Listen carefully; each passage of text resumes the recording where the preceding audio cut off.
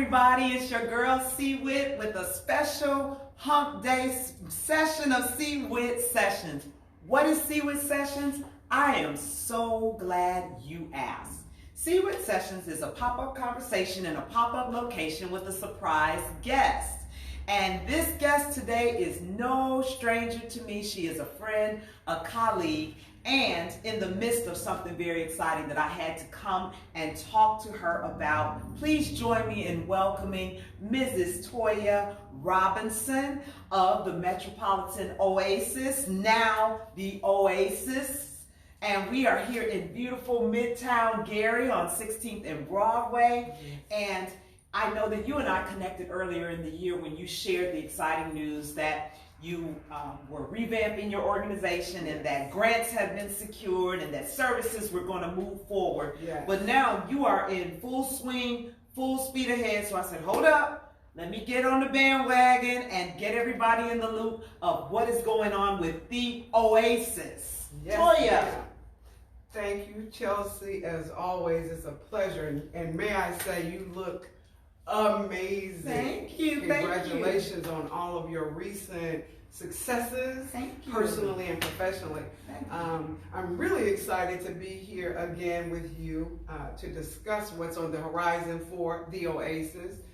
We are still Metropolitan Oasis. We will always be Metropolitan Oasis. That's where our humble beginnings are with my dad, who you see here, Reverend Floyd Dumas, rest in peace continually. He started the Oasis as a means of reaching out to the community and to those in need. And so I am so excited to be sitting here to continue the dream that he had. A revamped dream, but his dream still nonetheless. And so yes, walk us through the beginning of it, because I know it grew out of his ministry. Absolutely. And helping families, bringing and uniting families by providing wraparound services. And so you walk in his legacy, and how has that evolved over time? It's been an amazing journey. We have had our ups, we've had our downs. As he used to say, our mountain experiences and our valley moments. But it has evolved to a place now where we are able to reach more. We are able to kind of build on that which we had, as we know we're living in times that are ever changing. Yes, indeed. And so now what we're attempting to do is to just take a breather and to say, what is it that our community, the community of Gary and vicinity, what is it that we need? And so as I asked that question with my team, we're continuing to develop those programs that are going to reach out to those most in need, those most vulnerable. And that being our children, our youth in the community. Right now, we're under contract with the Department of Child Services to deliver family preservation services. That's one small piece of what we're doing. We're collaborating with my church, New Shiloh Baptist Church. We're going to be doing some exciting things. Is that Pastor Jackson? That is Pastor Corey Jackson. Hey, Pastor Corey Jackson. If you're watching, New Shiloh Baptist Church, 1747 West 15th Avenue, Pastor Corey Jackson. With a clothing drive that's going to be happening on October the 24th, this month. Okay, we'll be sure to stop by. Absolutely. And also, we're going to be restarting our food drive. The Oasis, we started out of basics. And what I mean by that is to meet the basic needs of what the community needs. That's, hunger insecurity, that is clothing, our community. And so we're going back to basics.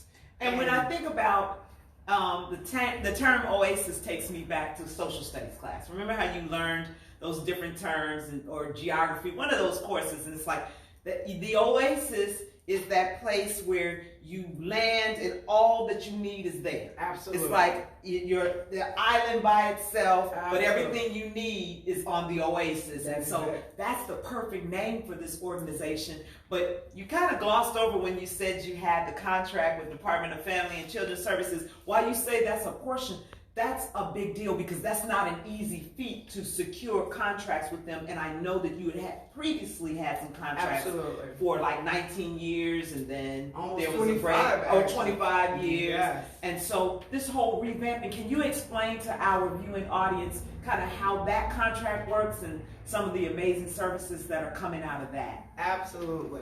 So the new contract, Family Preservation Services, it's a new service that Department of Child Services started beginning June 1st of this year. We bid for the contract. We're one of 21 in the area. And what Family Preservation Services attempts to do is to service the family under one shop. And that is to bring them, if they have substance abuse issues, if they have domestic violence issues, if there is parenting deficits.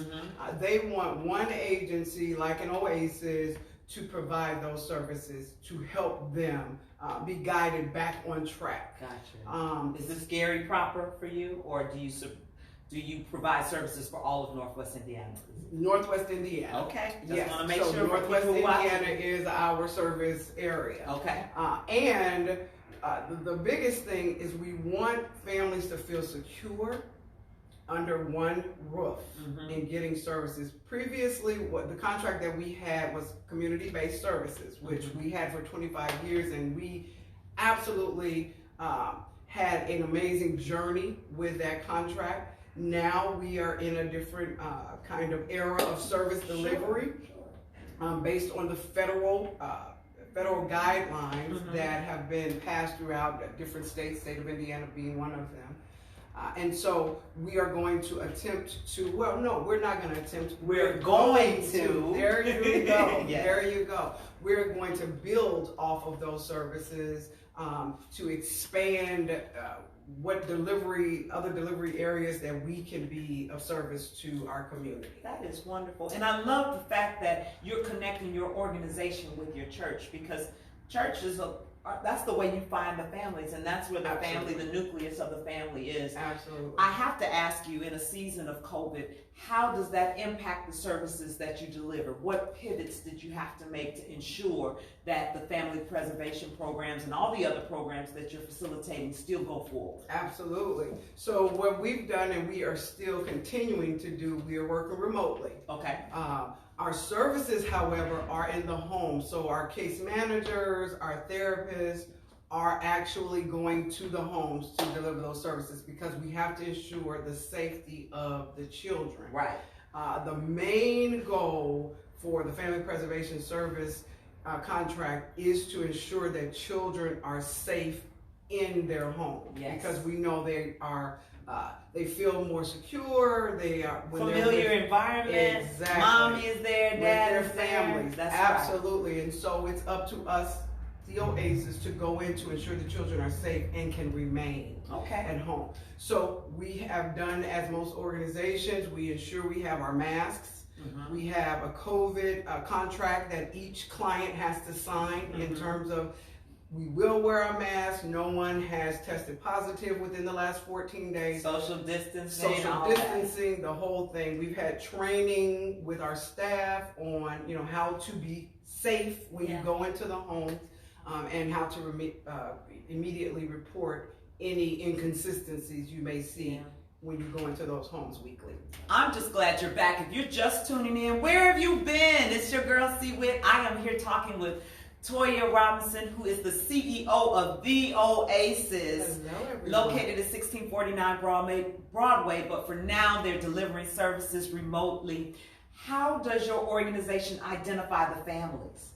They come from referral services at the Department of Child Services, the assessment group there. They make the determination of what families then are referred out. Okay, can you do anything outside of that process?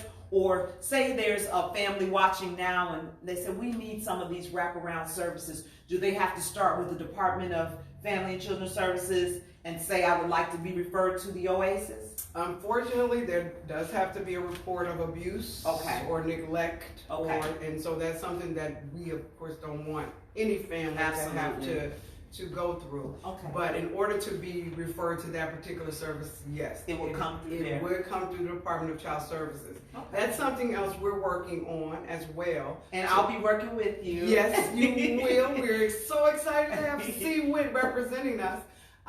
But how we can expand those services outside the boundaries. Those parameters. Absolutely. Yeah, that's why I wanted, because a lot of times after I talk with clients and visit organizations, I get those follow-up questions. Absolutely. And they're like, I want to get involved. So that's one facet you explained. Absolutely. But you're talking about the food insecurity piece, the clothing piece. Talk to me about how that works. And I know somebody's going to, want to donate, to volunteer. So yes. Take it away, Toya. Absolutely. So we are in the throes of developing how we can, in the midst of COVID, of course, how we can bring those services back on board. We have our local, of course, food pantries that we are going to be tapping into to see how we can help be partners with them. Of course, like I said, our church is doing a food or clothing drive this month, and we're going to be doing that monthly. And Oasis is going to be partnering with them. Now, what role will Oasis play? Is it identifying the clients or making the donation? All of that. It's going to be identifying clients. It's going to be making the donations for clothes. I'm sure both of us can sit and say we have tons of things. Toya, don't put me on blast with that. I donate. I donate my clothes. Too. Absolutely, I do too. And so we're going to identify clients. We're going to make the donations. We're going to help distribute. So we're going to volunteer our service hours as well, getting into the throes and down to the nitty gritty of service work. One of the things, just for me personally, I have been assessing for the past several months, and I'll say almost a year now. After my mom passed away, things just kind of went topsy-turvy. Yeah. We had our contract, which was not renewed.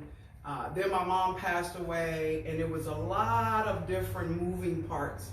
And so I wanted to assess personally how I could be more of service to my community. And I'm starting to, I would say, evolve even more personally. And it's what your mom would want you to do, Toya. It is. My mom and dad, they were both heavyweights in the community. They were champions for Gary in particular. If anyone knew my dad, no one could do it better than services in Gary or anything that Gary stood for. Yeah. And I feel like this, as natives of Gary, as graduates in the Gary schools, and just being a part of this community. Yes. Don't you feel like you kind of owe it to give back to the community that poured into you? That's how I feel. Absolutely. And I can be very honest because I'm a transparent person. I've not done all I could or should have done. And so I am back. Okay. Through all of my organizations, the Metropolitan Oasis, I'm a member of Links. My service hours there, I'm going to get more involved. Delta Sigma Theta. Shout out to your sorors. I see a line just crossed. Yes. My timeline is all red and white. Congratulations to those ladies. Congratulations to my sorors. I have not been active in the Gary chapter. I'm financial, but I've not been an active member. Okay. Just to be honest and transparent. Yeah. That is something that is on my, you committed to this 30 years ago. And so, as my mom would say, get your hiney in gear. Let's do it. It's time for me at 50. I'm 50 years old now. 50 is fabulous. And so it's time for me to take a look at self. Yeah. It's about self-awareness. Yeah. And so we're going to do this thing. Well, the great news about this broadcast is I am confident that you're motivating somebody else to move to act. And so at this juncture, I want to invite you to tell people if they want to get involved with your organization, whether it's make a donation, volunteer, how do they get in touch with you, and what do they need to do, particularly with the clothing drive coming up, because with COVID, a lot of us have been reorganizing our closets, purging, packing things up, and here's an opportunity to make a difference in the lives of individuals who are in need. So how do we do that, Toya? So for the upcoming clothing drive is going to be at New Shiloh Baptist Church. Okay. Again, that's 17 47 West 15th Avenue in Gary, Indiana. You can contact me, 219 area code 381-4537. We'll put that in the comments. Absolutely. I can pick it up. I'll pick it up. I'll take it to the church, or if you just want to bring it, you can do that as well. My email address is kind of long. We'll put that in the comments too. We'll Go put ahead that and in share. the comments, but it's T Robinson, ROBINSON, at Metropolitan Oasis CDC.org. That's a mouthful. Oh yeah. Even when I just do my name, Chelsea Whittington, it's like, oh, that's long enough before you even add the rest of the addresses and etc. Let's talk just a little bit about the history of the organization. I know that people love to take that stroll down memory lane. What was Metropolitan when you first encountered it, and some of the impact that it had in the community? Because you're right here, I'm looking right out here on Broadway, and I know people would drive by like, what's that building? What do they do inside of there? Absolutely. What are some of your favorite memories? Well, I would have to go back to Metropolitan Baptist Church. Okay. First, because that's where it all started. Was there. And so when my dad started talking about developing this Oasis, of course I was a teenager, going to college, and I'm just like, whatever, Dad, do what most teenagers do. They don't listen to their parents. And so in 1993, he developed a board of directors. I had come out of college, and so I, like a lot of students do, I came back home to find myself. And so I started working kind of, not haphazardly, but kind of willy-nilly with him, not really taking it serious, coming to the board meetings. And I said, I think he's on to something here. He was working hard. A lot of times he was just in the building by himself. Wow. And he had determined at one time, this is a little bit too much, because he wasn't getting the response that he thought he needed. And I remember him calling me. I was living in Oklahoma, and he said, baby girl, we secured a contract. I'm going to need your help. And so shortly after that, he had a heart attack. And so that was the defining moment for me, because all I knew was this champion of the community, this more than life guy, my dad, sick, and he needs my help. And so I talked to my then husband, fiance at the time, and he's like, we have to go, babe. He needs our help. We have to go. And so that was the defining moment when I think about history for me. Because that's when it then became my passion as well. Now, you and I talked before, and I didn't get that little snippet of information. I'm so glad I asked about the history, because, God always knows what he's doing. He did. I mean, it's like, you couldn't ignore the signs that you were supposed to be here to develop this ministry. What do you think your father would say now of what you have done with this organization, and now this new branding that you are embarking on? What would he be saying now? I think he'd be very proud of all that you're doing. I'm sorry, you need a moment. I think that he is looking down along with your mom to say that you are carrying on his legacy, and that we who are watching and tuning in, we need to support this. We need to get on board, because God gives us signs. He gives us our directions. All we have to do is listen. And now you got me crying, but you are listening, and you are making a path for people who can't make paths for themselves.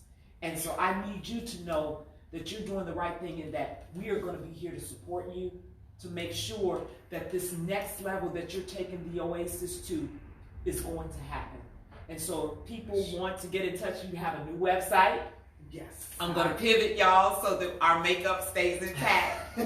You have a new website that they can visit to see the video that you've shot, and to learn more about the programs that you're offering. What's that website address, Toy? We are developing that. Okay. It is in the works as of now. As a matter of fact, I reached out to Mr. Ward about that, so we're going to be in contact first thing this coming week to develop that, and so that's forthcoming. And you have your Facebook page, though, that they can start following you now. So Metropolitan, Metro Oasis is our Facebook page. Please come and like our page, follow our page, and we're going to have some wonderful content that we'll be developing, which I'll be helping with. Yes, absolutely. I apologize for getting choked up there. He's right here in the midst of us. You can't help but to get a little choked up because you want the signs, you want the confirmation that you're doing what you're supposed to do, and I feel it all over you. You know, when you're saying your recommitments and everything. It's been a journey. We had shut down October 31st. That was almost a year ago. Yeah. That was going to be it for the Oasis. We were going to wrap as of then, after almost 25 years of service. And like you said, God makes no mistake. And I believe that Dad was in heaven talking to him and saying, hey, we're not done. We're not done. And so I fought it. Don't we? I did. I fought it, but here we are, and I'm grateful. I don't take it lightly, and I'm not taking it for granted. I think a lot of times we take opportunities and our blessings for granted, and so I'm still sitting here not because of anything I've done or because of I'm just the best person in the world. I'm here because of God's grace. Amen. And His mercy. And because this legacy right here. Of this legacy. He planted the seed. Before we wrap up, talk to me a little bit about your staff. I know you want to shout them out. They made the pivot with you as far as, doing the remote things, providing the services, being on the front lines to go see the clients. So tell me about your staff. So I'll say we, as we know, when we switch on our journey, everyone doesn't come along with you on the journey. So we have a brand new staff of therapists. We have 2 therapists. Brand new therapists. I won't say their names because I didn't get their permission. Right. But we have 2 therapists. We have 2 home-based caseworkers, and we have a clinical director. Okay. Dr. Stephen Kamani. He was on our video. Yeah, so we can say Dr. Stephen. We can say Dr. Kamani. Yes. And we just signed on a new kind of assistant to Dr. Kamani who will be working side by side. She's a licensed therapist, and so she brings with her business acumen as well as clinical. And so I'm really excited about her addition to our staff. Good. You are building and growing. I am so excited. So I'll tell you what we'll be doing. We're going to take your story to the next level with your press releases and pushing. In fact, we're headed to an interview now. That's why I'm looking at my watch, because we're going to be headed over to WGBE in a little bit to do some more talking about this program, because we need the word to get out. So for those of you who are watching, whether it be on the CWIT channel, my personal page, Toya's page, or Metropolitan Oasis page, we need you to like, share, and spread the word, and watch her work.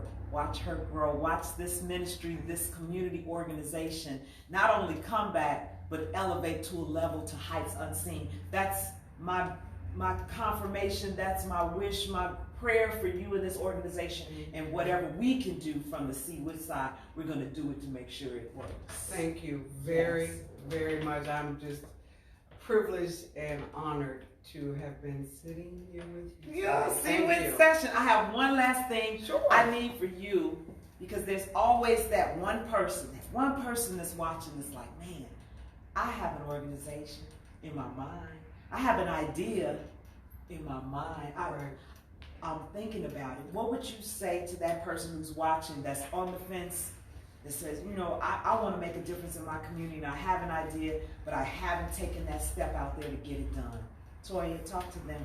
Well, I'm going to say, from the standpoint of what Nike said, so these are not my words, I don't own the rights to these words.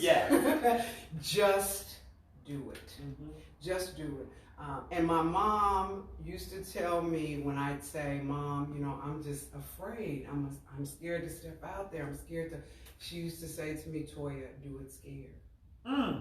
That's my hashtag. Do it scared. Do it scared. So that's what I would say. Just do it. Do it scared. Well, there you have it. You have just been our special guest at another episode of See With Sessions.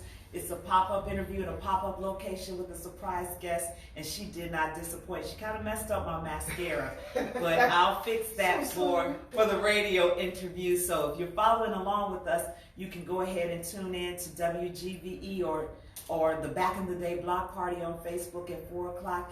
Toya is the special guest there, and she'll be answering questions and talking to hosts Big Papa and Carl Rayford about the emergence of the Oasis. Follow her on Facebook. Make sure that you'll be featured in the See With Sauce this coming Friday. So much more to come. Exciting. I want to thank you all for tuning in. Toya, God bless you. God bless the Oasis, and we'll see you next time. Bye.